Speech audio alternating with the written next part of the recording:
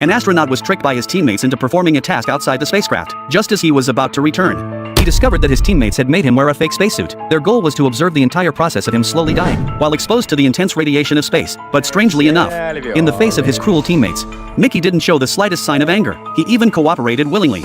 Using a fan blade to sever his own palm, his palm slowly drifted outside the ship's dining hall. Yet the diners didn't even look up. And not a single person went to save him. It seemed as though all of this was business as usual. Unexpectedly, several days later, Mickey, who should have died completely outside the spacecraft, actually emerged from a machine on the ship. But Mickey wasn't some kind of robot.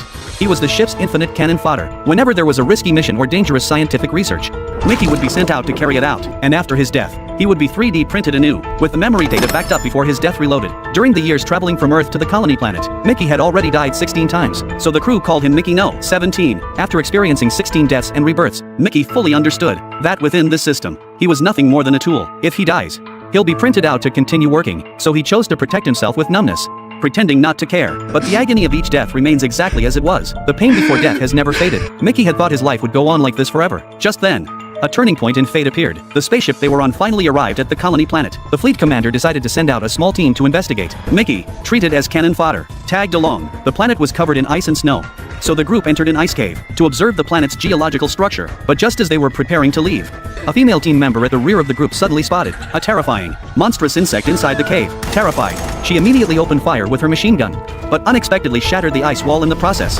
and was swallowed by the falling ice. Although her death was caused by her own actions, Mickey was still severely reprimanded by the marshal. This was because he could be recreated at any time, while the female team member was a vital resource for future colonization of the planet. As punishment, the marshal ordered Mickey to capture one of the terrifying insects and hand it over to the science department to study how to deal with them. Mickey had no choice but to set out on the mission. Little did he know that this journey would completely rewrite his life as cannon fodder. That day, he accidentally fell into an ice cave dozens of meters deep, perhaps because his body was 3D printed.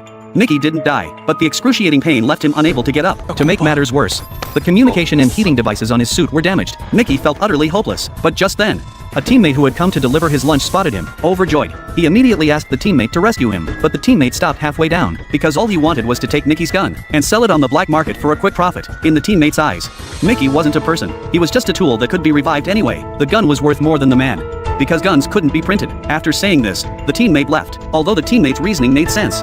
And remembering the marshal's earlier rebuke, Mickey felt deeply saddened. But soon, a rustling sound interrupted his sorrow. Mickey looked toward the source of the noise. Several strange insects were crawling out of the ice cave, including a giant insect. He braced himself for death. Soon, the giant insect charged at him, but to his surprise, it didn't devour him. Instead, it rallied the other insects, and, between pushing and pulling, escorted Mickey out, though the cold here was bone-chilling, as he watched the insects bidding him farewell.